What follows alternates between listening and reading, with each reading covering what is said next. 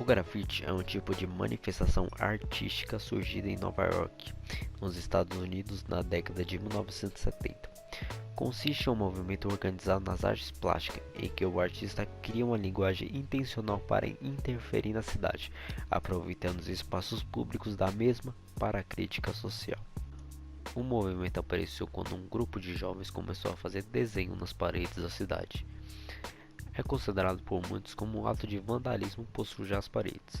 Nesse caso, são chamados de pichação, visto apenas como diversão para provocar as pessoas. As primeiras expressões apareceram nos muros de Paris em maio de 1968, com a Revolução Contracultural. O grafite está ligado diretamente a vários movimentos, em especial ao hip hop. Para esse movimento, o grafite é a forma de expressar toda a opressão que a humanidade vive, principalmente os menos favorecidos.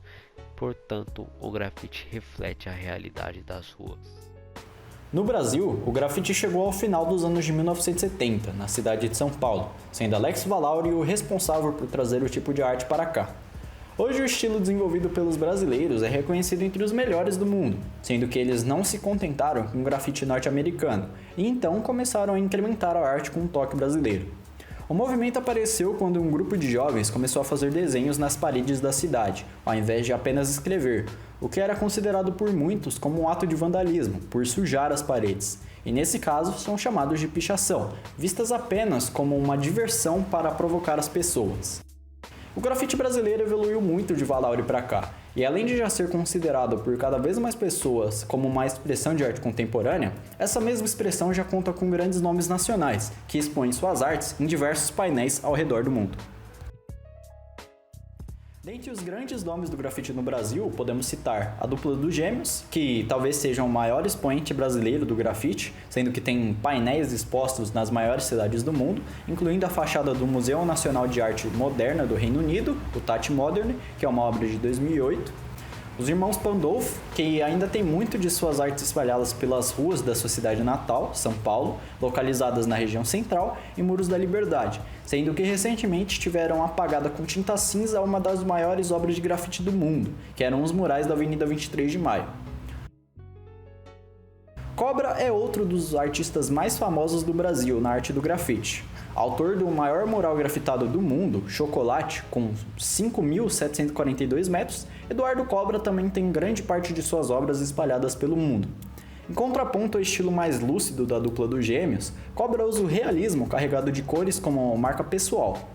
Em comum, os artistas brasileiros têm o fato de terem iniciado a escrever em muros como pichadores, ainda de forma clandestina. Hoje, eles conseguiram conquistar o espaço nas capitais urbanas, sendo cada dia mais presente no cotidiano. O grafite, assim como diversos outros tipos de manifestações artísticas, possui diversas formas de ser produzido. E essas formas, ao longo do tempo, foram se caracterizando como estilos. Dentre esses estilos, é importante citar os três principais e fundamentais para a história do grafite e que fazem ele ter o reconhecimento de uma arte tão bonita feita nas ruas como ele tem hoje.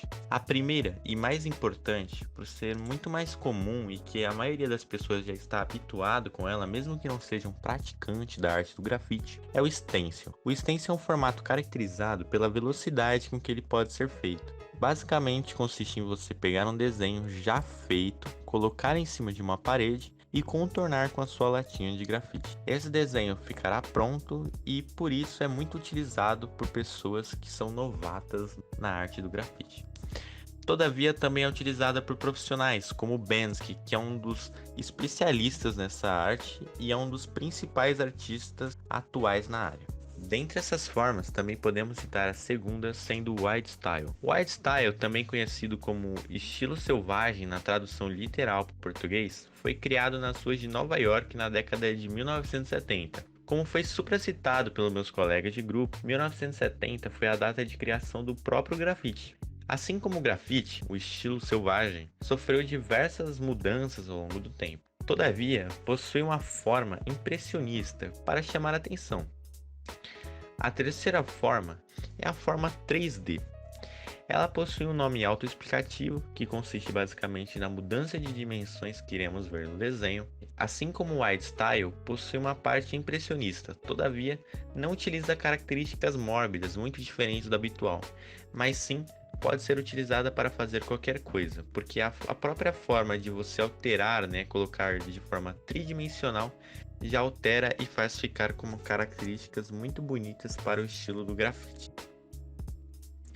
Essas são as principais e fundamentais formas do grafite ser produzido, E essas formas, por serem as principais, possuem muito destaque, elas são muito comuns no dia a dia das pessoas, até mesmo em eventos que possuem esses tipos de arte.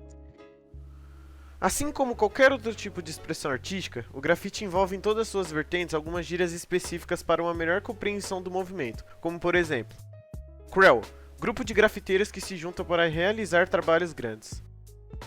Throw up, grafite que usa mais letras, uma peça feita rapidamente. Throw up quer dizer vômito em inglês, o que pode dar uma noção melhor da forma como eles são feitos. Bombing são as letras arredondadas e bem próximas do throw up. O termo é utilizado para designar o grafite feitos em lugares não autorizados. Com o advento do grafite em 1970, observou-se o surgimento da pichação, conforme dito anteriormente. Atualmente, ainda se confundem grafite e pichação, afinal, ambos podem ser considerados expressões artísticas provenientes de culturas de massa como o rap e o hip hop. Porém, embora sejam provenientes de uma mesma origem e cultura, possuem entre si enormes diferenças que não devem, de maneira nenhuma, serem confundidas. Claramente, a pichação tem vertentes do grafite, porém, caracteriza-se como uma arte marginal e criminalizada, muitas vezes anárquica, que é utilizada como forma de vandalismo em grande parte das vezes. Em contrapartida, o grafite é um estilo de desenho estilizado, impressionista ou realista, que assim como a pichação, também serve como forma de crítica social muitas das vezes, porém de maneira menos agressiva, o que o faz ser mais respeitado que sua vertente criminalizada.